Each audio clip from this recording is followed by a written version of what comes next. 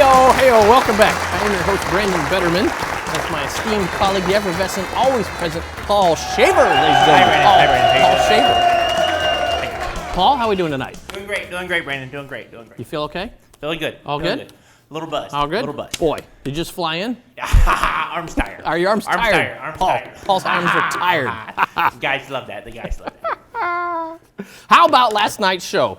We had a pit bull riding a rocking horse. Paul. Wow, never ridden a rocking horse. Never. I tell you, I've been riding rocking horses a long time. I don't get on that fast. Wow, that's amazing. That's amazing. When Paul, you do that? Yeah. In my free time. Paul, you ever ride anything? No, just your mother. Paul, you're fired.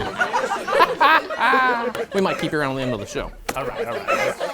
Anyways, coming up later in the show, we've got some very special guests.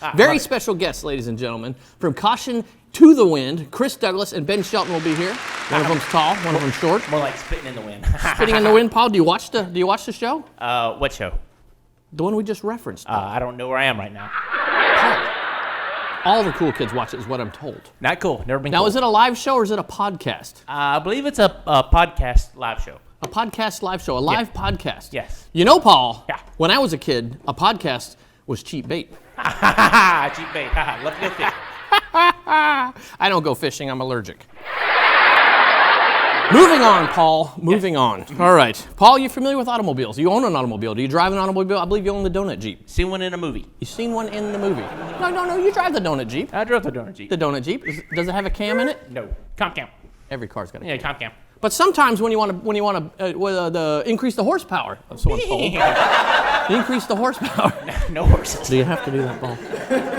I know your Jeep has no horses, but other people like to build engines. How do you do that? With carefully, Paul. Lego set? Carefully. Lego set.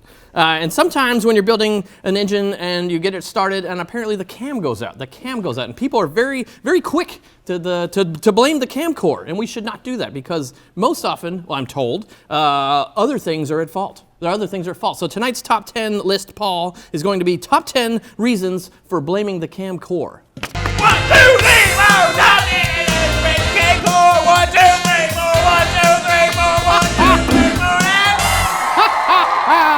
All right. Top 10 reasons for blaming the cam core. Ready? Then here we go. And number 10, thought the roller lifters would clean themselves. Number 9, too cheap to buy high volume oil pump.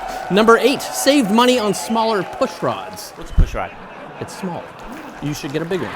Number 7, used ignition cut rev limiter as a shift light. Number 6, too lazy to clean oil passages during rebuild. Number 5, didn't think roller lifters needed breaking in.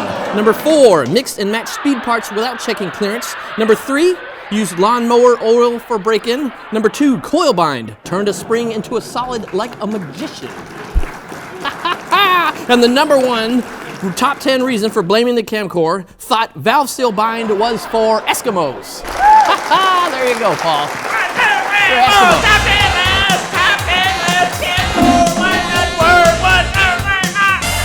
There you have it, folks. Top 10 reasons for blaming the cam core.